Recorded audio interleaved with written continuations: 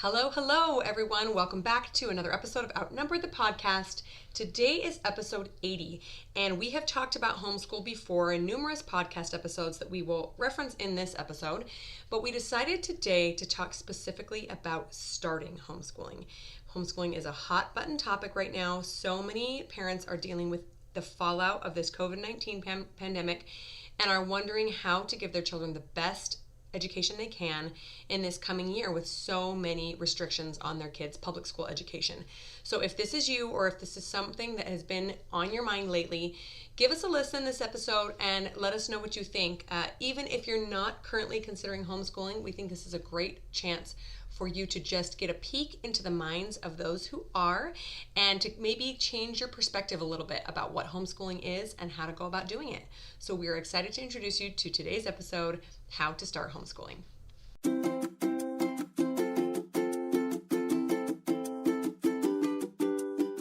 Hello and welcome to Outnumber the Podcast. I'm Bonnie. And I'm Audrey. We're experienced moms to a combined total of 18 children. Our mission is to help overwhelmed parents find peace in parenting and humor in the chaos. Come join us as we attempt uninterrupted conversation about parenting with joy and intention.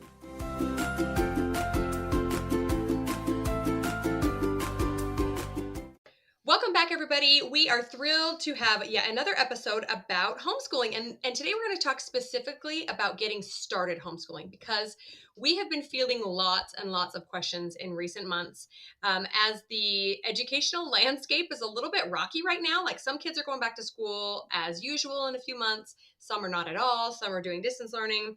Some are just confused.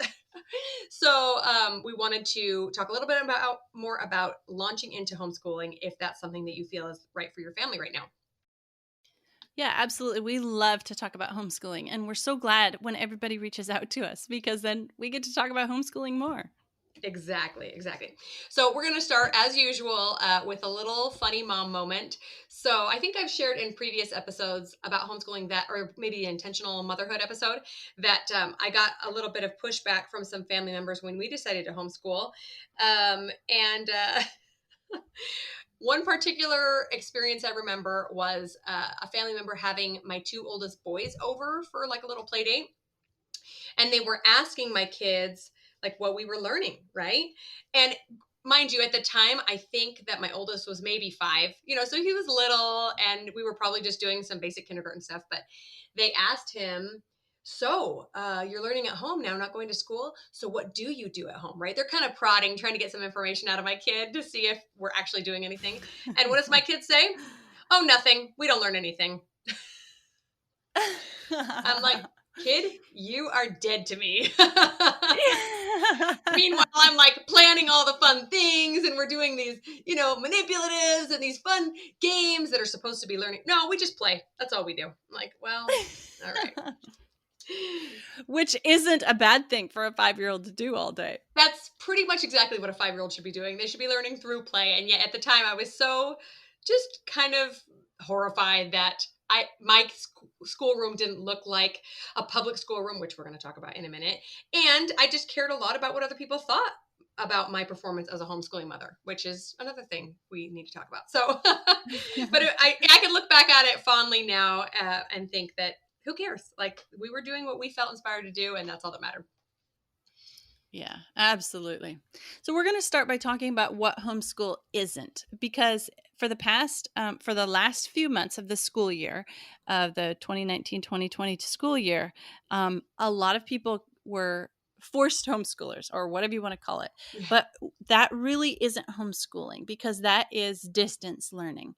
So yes, technically distance learning is learning at home, but it's like the worst of both worlds, because you have the kids home all day, but you do not have the freedom to teach you how and what you want. You have to teach what's being passed down.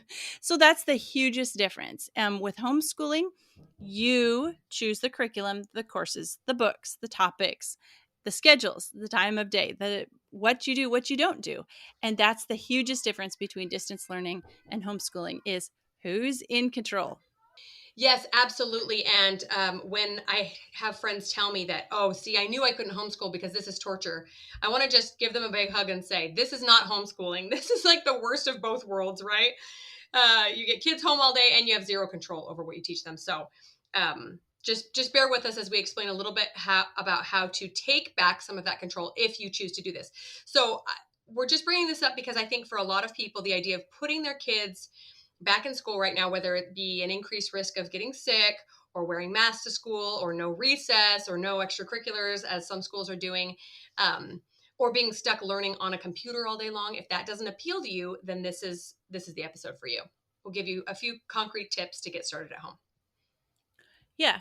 And in our tips, all our tips that we go through, we are going to um, start with the assumption that you have looked into the legal and state guidelines for your state. Each state is different how they treat homeschooling. So we definitely recommend the website HSLDA. We'll link it in the show notes. That's the Homeschool Legal Defense Association. So definitely check out their website. They have a great resource for helping homeschoolers on the legal ends. That's what they do. But also they have tons of resources so you can look up what are the laws, what are the guidelines for your state. So we're going to assume that you've done that. And the second caveat here is that I definitely recommend that you don't go to your public school and say, what do I need to do to be able to homeschool? Because that's not what they're designed. That's not going to be their knowledge strength. And they may have some distance learning options or online learning program. But if you're looking to truly homeschool, you want to start from outside the public school system. And you may have to notify the public school system that you're withdrawing your child if they've been in, or that you're homeschooling. But that is where I would say would be the last place to start. That is a great tip. It's kind of a bit of a conflict of interest. So yeah, probably not the best place to start. Right. So where do we recommend to start? A perfect place to start is with the big picture view. Decide on what your objective for homeschooling is. Why? And those concerns that Bonnie listed earlier, those are perfectly valid concerns for homeschooling. And many people start homeschooling as a reaction against something, like against a curriculum, against an area, against a concern, like getting your kid compromised health. But if you focus on what your objective for homeschooling is, that is going to change your focus from homeschooling against something to homeschooling for something. So one example might be to help your kids maintain their current knowledge, give them an out-of-the-box learning experience, be more laid back, explore more of a classical learning style. Maybe you just want to try it for a year. Maybe you're going to transition to homeschooling permanently. Any of those are good things to homeschool for. Instead of, if your focus is on homeschooling against something, then it's going to be a little harder to make it sustainable in the long run. Yeah, exactly. And like you mentioned, really any reason is a valid reason to homeschool your kids. Some people do it because their child was bullied. Some people do it because they felt like they didn't get to see enough of their kids. And I feel like a lot of parents are really feeling like traditional school is not the best place for their kid to be right now for a number of options. And if that's not you, that's okay too. But it's just important that we go with what our gut is telling us is right for our kids. That intentional parenting decision, right? Even if it seems overwhelming. And we're here to tell you that sure, it can be overwhelming, but so can having 5 kids in public school, like have to run around everywhere and pack all the lunches. So it's just a different type of educational model. So along these lines about deciding what your overarching goal is, I really think that so many of us homeschoolers decide to homeschool without really stopping to think about this. Many of us have a reason that gets us started thinking about it. But I know for many years I didn't really think, okay, like I knew I wanted to homeschool or it felt right, but I wasn't sure what the overarching goal was. And after a lot of thought and honestly several years, mine turned out to be allowing my kids to learn in unconventional ways from classical literature at their own pace and without any unnecessary busy work. So those are like the key components to our homeschooling. Wow, those are amazing. Say those again. Okay. How to learn in unconventional ways to learn from classical literature, learn at their own pace, and without unnecessary busy work. Bravo, bravo. I'm applauding over here. I had to write it down to really, really get it in, fine point, but.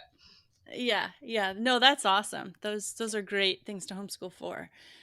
So I know I've mentioned before on the podcast in some of our past episodes, our homeschool model is learning to learn. So that is why we are homeschooling, because we feel like if we teach our children how to learn, that nothing in their life is unattainable. Anything they want, they're going to be able to attain it if they know how to learn, because everything can be conquered by learning. There's nothing that is beyond the scope of being able to learn it. So then another part of that goes that anything they want to learn is acceptable, and we're open to helping incorporate any interest that they have into their learning. So I know I've told in a past podcast, I told the story of how one of my sons wanted to learn about how he could survive in the woods, and so we made his science that year all about the flora and fauna of our local area and what plants he could eat and what ones he better not touch and that stuff. Well, there was another time when one of our sons was interested in horses. He ate, breathed, and slept horses. And no, we don't have any horses. But he loved horses. And so we got him a curriculum that year that was the history of the horse. And so he studied horse history, he read horse literature, he studied the science of the muscles in horses, and everything, much of what he was learning that year was all based off of, he memorized horse poetry. He did horse math problems. It was just everything to do with a horse. And he grew out of his horse phase. Like, he's not a cowboy now or anything, but that was his year. And just think, the freedom to be able to do that for a kid is just one of the reasons we're homeschooling. Yes, I love that. And I think so many of us can look back on our childhood and identify a phase where we were really obsessed with learning about something specific, because kids are built to learn. Like, that is how our brains are modeled and created, is that we catch a spark and it becomes a full-blown passion. Adults aren't like that anymore for some reason. Maybe because we need to kind of specify our learning and our skill as we get older. But I remember being probably 10 or 11 and being obsessed with the Egyptians. Everything I did, I mean, I made costumes at home so that I could look like an Egyptian, so I look like Pharaoh's wife, and I, made a model pyramid out of sugar cubes, you name it. I just love fueling that and allowing children to just run away with their passion for a while. It's fantastic. Okay, so if the first step is deciding what your objective for homeschooling is, then the second one is to decide how to get there. So what homeschool method will fit your goal best? I think that most people, when they decide to homeschool, just go, okay, well, now we have to do school at home. Let's go find a curriculum, slap it down, and start learning from it, right? But really, there are almost innumerable ways to homeschool. We're talking overarching methods, not just curriculum, right? So one resource that we'll share in the show notes for this is the website homeschool.com. They have an entire page on popular homeschooling methods, and there's so much information on there. You can just scan it and go, oh, that sounds interesting. No, that doesn't sound good to me. Oh, that sounds good. Just kind of get an idea of where you fall in the spectrum of what method will work for you and your children. Just a few examples are, if you're looking for a more laid back, flexible approach, you can try like an eclectic method. You can pick and choose different resources. If you're looking for like a classical education, you can try Thomas Jefferson education or Charlotte Mason. There's just so many of these different methods to fit the perfect objective that you have for your homeschooling. Yeah. And if you want to learn more about these various objectives, just start researching. If you have an idea how you think your kid might learn. Okay, so first of all, go back and listen to our episode 68, Teach the Kid, Not the Lesson. Okay, so in that episode, I talked a lot about Kathy Duffy, and you can go to kathyduffy.com, and she talks about some of the main learning styles and then which curriculums and methods support that learning style. So now, granted, when you have as many kids as Bonnie and I do, you might be using multiple curriculums or multiple methods because one kid learns one way and one kid learns another way. And that's okay, because you can do that in a homeschool situation. You can tailor each kid's lessons to that kid. And that's a really beautiful thing to be able to do. So at our house, like math loving kids, they spend more time on math, as much time on math as they want, as long as they don't fall behind in their other subjects. So one of the funniest things, we might have mentioned this in Homeschool Obstacles, our episode 65 on Homeschool Obstacles, is one of the most embarrassing questions that people ask our kids is, so what grade are you in? Because homeschool kids aren't really in any grade. They're all over the place. So I have kids who are doing college level math, but they're right on level, on their grade level on reading. And then in science, maybe they're one level ahead. And they're like, they get that question. And my kids, it makes them look like the biggest idiots because they kind of roll their eyes over at me and they're like, Mom. what grade am I in? Well, and Mom, again? it's worse if mom doesn't know. I'm like, I think it's fourth. I kind of keep track of where my oldest should be, and then I just kind of count down. Okay, you're 2 years. Yeah, I think she's fourth grade. Yep. I know, I'm so bad at too. I always go back. I pull out both hands and I start counting on my fingers. Well, let's see. If you were, let's see, you're 8 years old, so that would have been, let's see, first, second, third. Oh yeah, you've been in third grade. If you were, Well, unless we would have started you later because you had a later birthday. That maybe that third, second. Yeah, way to confuse homeschoolers. Thanks, guys. Just kidding. yeah. So my point here is that school is not a balance. In homeschool is not a balance. You do not get an hour for each subject and then move on. It's not a balance. You don't get equal time for each topic in our homeschool anyway. If you love math, sure, do math all day long as you don't fall behind on your reading. So it's a little different. It's a lot different than a public school where the bell rings and you go to a different class because the time is up. There are no bells. There is no time up. You can spend as much time as you want studying horses, a whole year if you want. Yeah, exactly. And really that mimics real life and adulthood so much more closely because if you're not a math type learner, you're probably not going to be an engineer. If you don't love biology, you're probably not going to go to med school, right? So we naturally gravitate towards the things that we're good at because we're passionate about them and we enjoy them and they're easy for us. So why restrict that? A lot of people think, well, the kid has to learn to write. Well, of course he does. He has to have some rudimentary writing skills, but we don't have to punish him with hour after hour after hour of writing if his passion is really in studying the animals outside, right? So I really love that. It seems to breed a lot more contentment and happiness in their learning when they can focus on the things they love.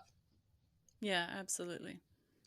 Okay, so we have used lots of different resources around our house, and we have come to realize the same as you, Audrey, that every child has such a vastly different learning style from another one. And giving each child a chance to learn in their own way has been a wonderful blessing, but I'll admit also a big challenge because I learn a specific way, and many of us think that our way is the best way. I'm just going to throw that out there. And so it has been a challenge for me to realize, oh, he is still learning when he's out playing or he's doing this or that or this or that, because it's not sitting there with a notebook and a pencil and a textbook doesn't mean it's not learning. And that's been a really big blessing to finally accept that. Sometimes I have even changed a curriculum because I'm tired of teaching that curriculum. Yep. And it worked fine. Like, for example, teaching my kids to read. I taught my first 4 kids to read using this one book. And when my 5th kid came around, it would have worked fine to teach that kid how to read, but I was just over it. I was not going to use that book again to teach that kid how to read because I was just done. Yep. So it's okay to switch if you're tired of the curriculum too. Totally. That's another awesome, flexible aspect of homeschooling. All right. So once you have your goals figured out and your objective laid out, your method chosen, just determine what your structure will look like. So we've done a whole episode on circle time because Bonnie and I love to have a circle time in the morning. And so maybe your day, your structure looks like a circle time together and then individual learning, or maybe you start the day with a nature walk and then read aloud time or something else. And feel free to change. Mix it up. Once you try something and it works awesome, keep it. And part of it doesn't work, we'll toss that out and try something different. I think that every year that I homeschool, and I'm on year, okay, now I'm sounding like my kids when they're asked what grade they're in. I'm probably on year 15 or 17 of homeschooling. And Awesome. every single year has looked different Mm-hmm. because it can. Yeah. Because we're learning different things, we're growing, we're changing, and we want to. Yeah, and every child has different needs every year, really. Yeah. And some things we like and we keep doing it, and some things just don't work, and we're not going to go through that again. I have to say right here that if I could tell every potential homeschooler one thing, or any parent who just wonders how homeschooling is possible, it would be this: homeschool should not look like a classroom. Let me just repeat that for emphasis. Homeschool should not look like a traditional classroom. And to the extent that we try to make it and force it to look like traditional school, that's the extent to which we will probably fail.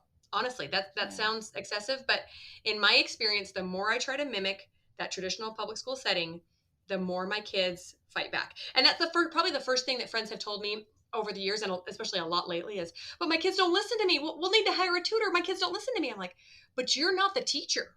You're just the mom, right?" Like, if we go into it expecting to teach, to stand up there and lecture like a public school teacher does, and they're sitting at the desk and they have to listen and take notes, it's going to last about 5 seconds. And then you're going to have mutiny on your hands. I mean, I don't know. Maybe some people's kids actually do that. Mine have never done that and probably never will. It's just not how most kids naturally learn, I don't think. It works well in traditional schools because that's how it's set up. It's set up for a classroom full of 20 to 30 kids of the same age who know the rules and who have, a stranger at the front of the classroom to teach them. It just doesn't work like that in a family. So, with that in mind, we have to set up our family learning environment to be in line with how a family works, right? Everybody does independent learning and then we come together for a little bit and then we go apart again, and again, there's so much trial and error in that, but it just needs to look so much differently than a regular classroom does. Yeah, the baby is the lesson, right? Yeah, that's right. That's right. Yeah. So what our house looks like during learning time, we have schedules. We do have schedules because we have to cycle the amount of kids that we have through the computer at a certain time. So they do get a schedule that tells them what they have to complete that day or that week, and then their time that they get the computer. Now, a schedule sounds rigid, but it really does allow everyone to be relaxed because they know when their time is coming that they get the computer and they can work on something else in the other time. The other thing my kids love about a schedule is they can look at it and they can see the entire list of what they need to get done that day, and they can work at it on their own pace around the times when it's not their computer time. So yeah, it sounds rigid, but it really is a nice way to kind of set the minds at ease of everybody, that because they know that they can work at their own pace. So we do have some together time.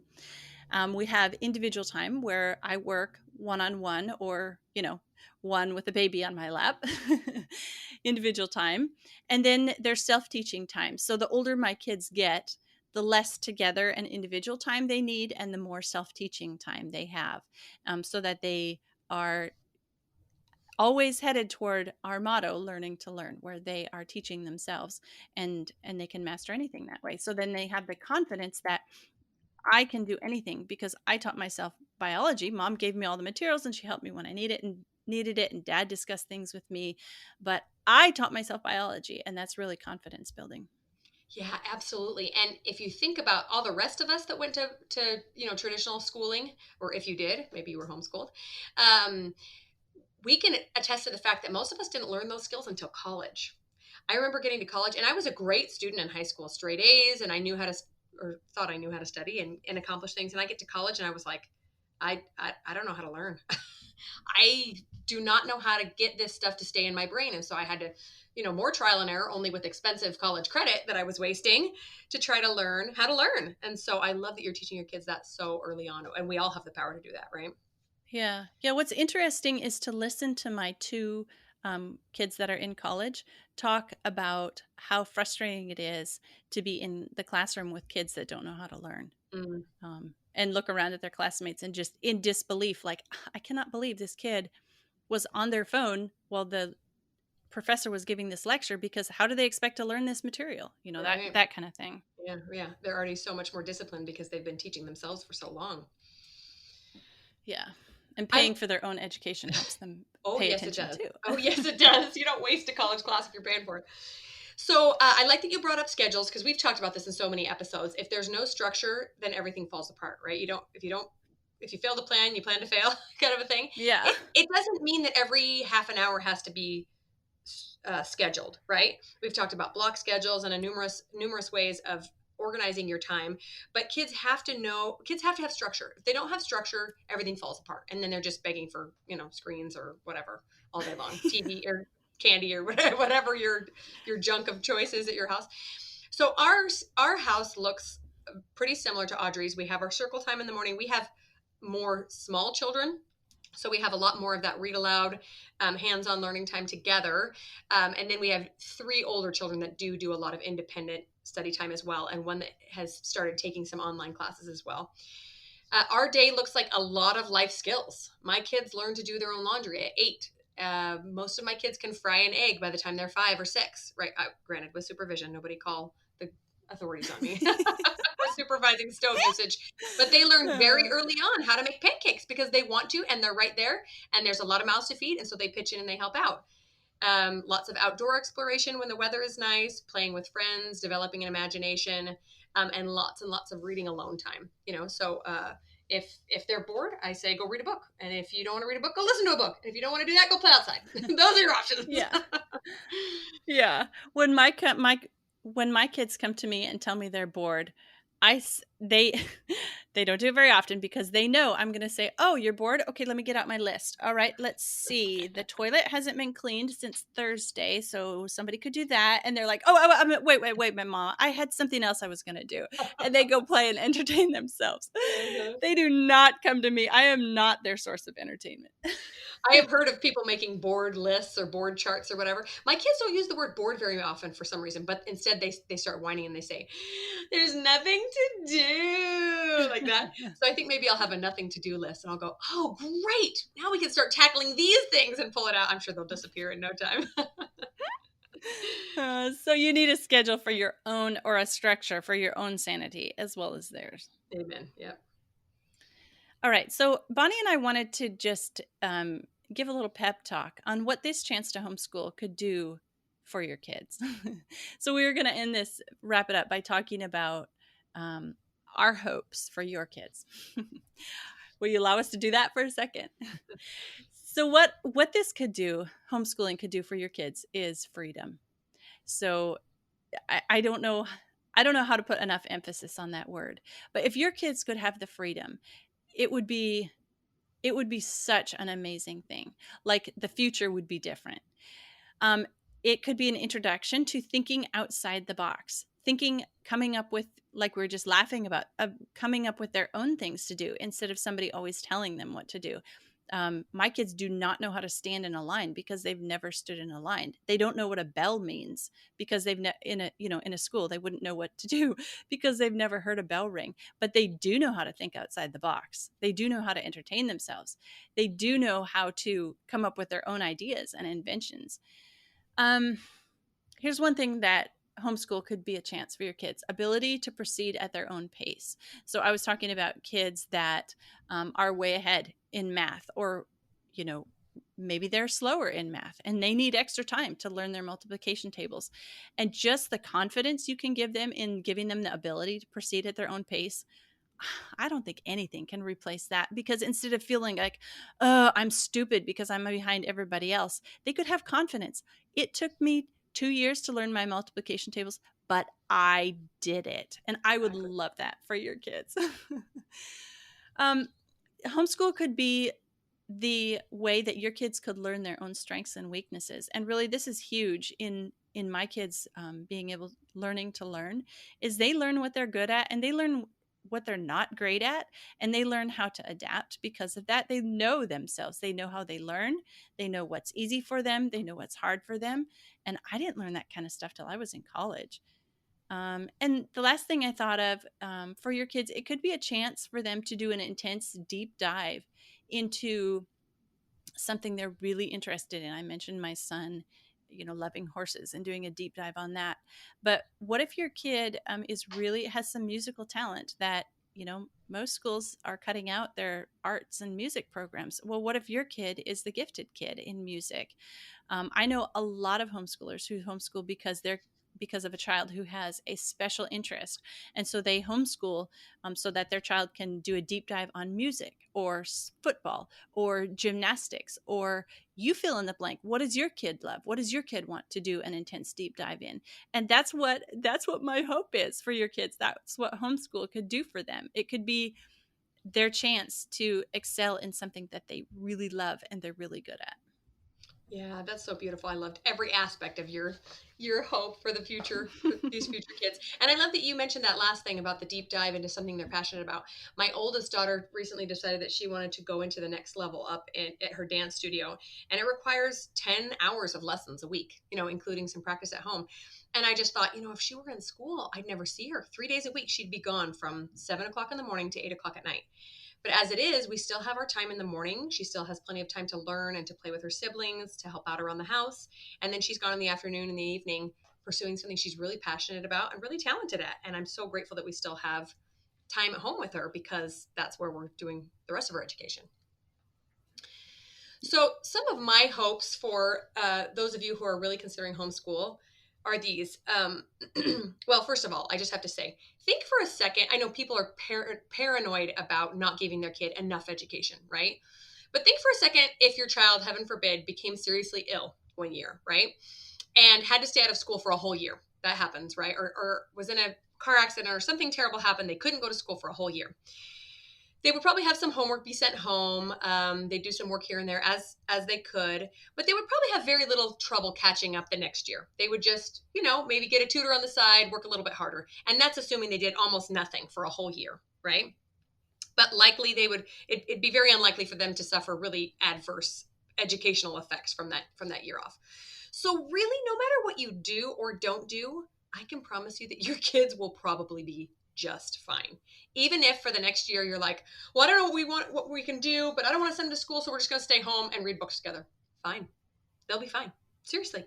Or maybe we'll just stay home and, go on nature hikes and play Legos. Great. I think they'll be fine doing that too. I'm just here to say that so much of the pressures that we put on our kids educationally are really not that big of a deal in the long term of things. Now, you don't want to never do any education, because chances are good they won't be so great off. But I'm just saying that in the long-term scheme of things, a semester or a year of just taking things easy and spending time together is not going to hurt them. And on the other hand, think of what they can learn at home with you, even for a short time. They can learn how to get along with siblings. Now, I'm not saying our kids don't fight when they're at home, but they have so many more hours to learn to play together, how to use their imagination, how to become responsible for their own education, which has been the biggest gift that I've seen in my older kids, how to prepare meals, how to clean the house, how to be responsible for their own possessions, how to serve the community, how to rest, how to breathe, how to develop their spirituality, connect with their family and friends, focus on what's most important. I mean, seriously, we could go on forever, but those are some of my really exciting dreams for those who choose to homeschool. Yeah, those are all really, really good points too. And I think what Bonnie and I are just like holding our breath waiting to see is how many people are going to homeschool in this coming year, and how beautiful it's going to be. Like, yes, there will be struggles. Yes, absolutely. Your kids will fight. You'll have days you want to just send them back to public school, whatever. But the future beyond that, I just feel like it's going to be amazing. I agree with you. I agree. And all we're trying to do here with this episode and so many other homeschooling episodes is just to give you a glimpse into what's possible. Not to convince anyone who's determined that it's not for them. That's fine. But if you think that might be the best possibility for your family, you can do it. We promise you can. So with that, we just want to say that we are so excited to see what happens. Feel free to email us with any questions or concerns regarding homeschooling or any potential topics for the future. We'd love to talk about it. And we're excited to see what happens. Thanks so much for tuning in. Did you know you can help the podcast in several ways? First up, we're on Patreon, and there are 3 different levels to support us there. Just head to patreon.com/outnumbered. Next up, if you enjoyed this episode, please leave us a written review on iTunes. It helps other parents find the podcast and receive the help you're enjoying.